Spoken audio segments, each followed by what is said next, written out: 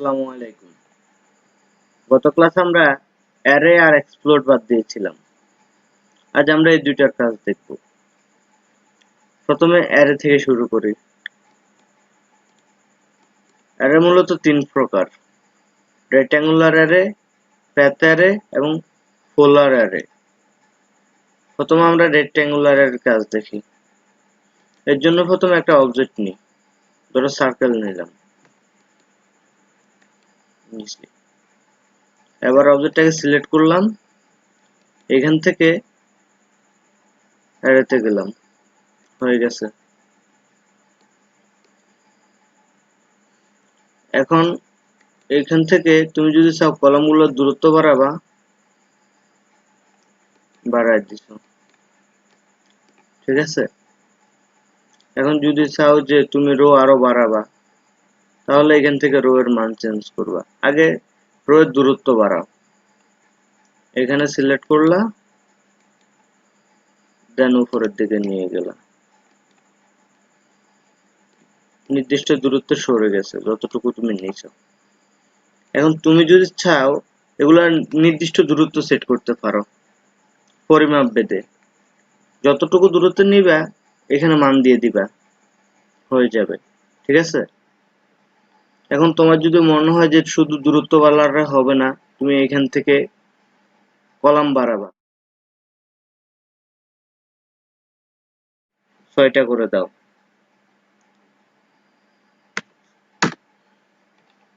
দেখো 2টা বাড়ে গেছে, ঠিক আছে। এখন যদি মনে হয় যে রো বাড়ানো লাগবে, তাহলে তুমি এখানে যাও, 3টার বদলে 5টা দাও। এটা হয়ে গেছে, ঠিক আছে।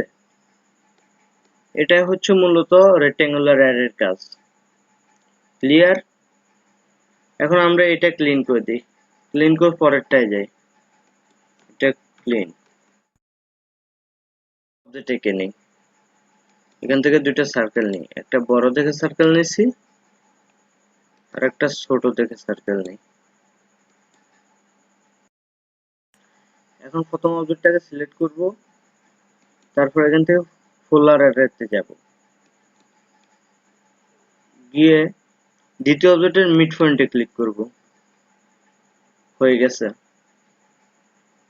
এখানে 6টা আইটেম ছিল, 6টাই হয়েছে।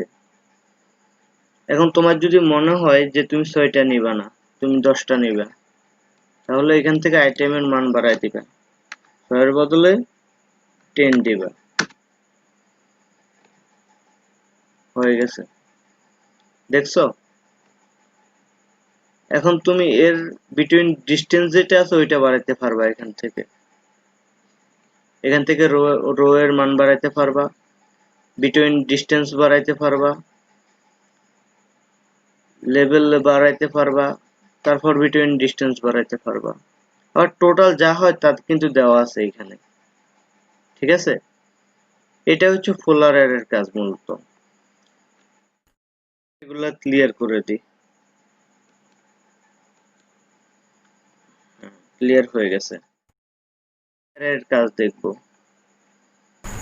আগে থেকে অবজেক্ট এঁকে নিয়েছি আমি, ঠিক আছে।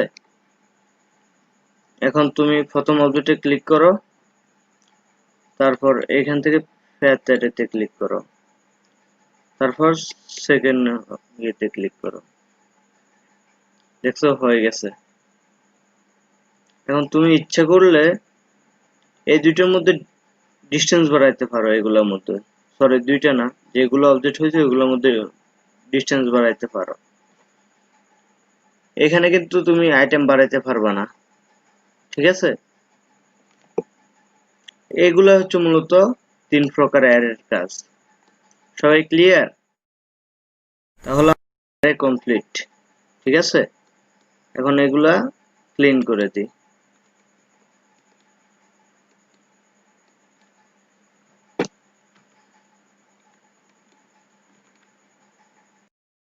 আমরা এক্সপ্লোড কমান্ডের কাজ দেখব, ঠিক আছে। এর জন্য আমাদের প্রথম 2টা অবজেক্ট এঁকে নিতে হবে। একটা ধরো রেক্ট্যাঙ্গেল এঁকে নিই, ঠিক আছে। আর একটা লাইন দিয়ে বক্স থেকে নিই,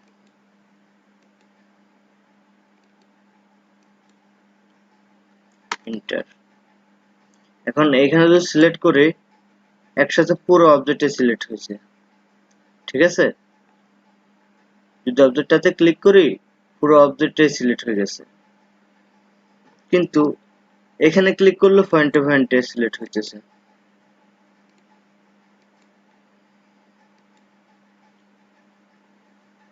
এখন আমি চাইতেছি এই অবজেক্টটাকে এই অবজেক্টটার মতো করতে, ফাট করতে, ঠিক আছে। এখন এর জন্য কি করবা, এক্সপ্লোডে ক্লিক করবা, দেন অবজেক্টে ক্লিক করবা, এন্টার দিবা, হয়ে গেছে,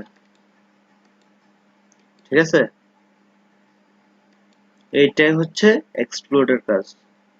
এখন তুমি যদি চাও এই অবজেক্টটাকে ভাঙতে পারবা, দেখো। আবার এইটাকে এদিকে নিয়ে আসতে পারবা। এইটাই হচ্ছে মূলত এক্সপ্লোডের কাজ, ঠিক আছে। এখন এগুলো ক্লিন করো, ডিলিট। আজকে আমরা টেক্সট কমান্ডটাও দেখিনি, হ্যাঁ, যেহেতু দুইটা কমান্ড শিখলাম মাত্র, তো টেক্সটের দুইটা ইয়ে আছে, হ্যাঁ। একটা হচ্ছে মাল্টি লাইন, একটা হচ্ছে সিঙ্গেল লাইন। সিঙ্গেল লাইনটা মূলত কোনো কিছু টাইটেল লিখতে ব্যবহার করা হয়, বা A B C D. Drawing এ যদি তুমি এই টাইপের কিছু লেখো তাহলে সিঙ্গেল লাইন ব্যবহার করা হবে। আর যদি বৃহৎ আকারে ওয়ার্কিং ড্রয়িং এর কাজ করতে চাও তাহলে মাল্টি লাইনটা ব্যবহার করা হয়, ঠিক আছে। আচ্ছা, আমি আগে সিঙ্গেল লাইনের কাজ দেখাই। এর জন্য প্রথমে সিঙ্গেল লাইনে ক্লিক করবা, তারপর যে কোনো এক জায়গায় একটা পয়েন্ট নেবা যেখানে ইচ্ছা। তারপর টেক্সট হাইট চাইতেছে, টেক্সট হাইট কত হবে, ধরা যাক আমি 3 ইঞ্চি নিছি। তারপর এন্টার চাপবা, text specify rotation angle of text, তাহলে এখানে 0 থাকে, 0, এন্টার, ঠিক আছে। এবং তুমি যেখানে ক্লিক করবে ওইখানে লিখতে পারবা, ঠিক আছে, কোনো সমস্যা নাই। তুমি ধরো এখানে কি লিখবা, নাইম লেখো, NAIM, নাইম, ঠিক আছে। তুমি এখন এখানে বাদ দিয়ে তুমি এইখানে লিখবা যা ইচ্ছা, ABCD, কোনো সমস্যা নাই। এটা হচ্ছে সিঙ্গেল লাইনের কাজ, ঠিক আছে। যেখানে খুশি লেখা যাবে, কোনো সমস্যা নাই।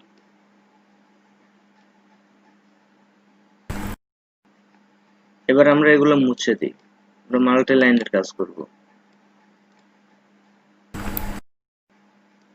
এগুলো মুছে দিলাম। এবার আসো মাল্টি লাইনে, এখানে টেক্সটে ক্লিক করব, মাল্টি লাইনে ক্লিক করলাম। তারপর যে কোনো একটা ফন্ট নিয়ে ডাক করে ছেড়ে দেব। এখন এখানে মোটামুটি প্যারাগ্রাফ টাইপের কিছু লিখতে হয় আর কি। ধরা যাক কি লিখবো, আই, আচ্ছা বড় হাতে লিখি সবগুলা, আই লাভ মাই কান্ট্রি, ঠিক আছে।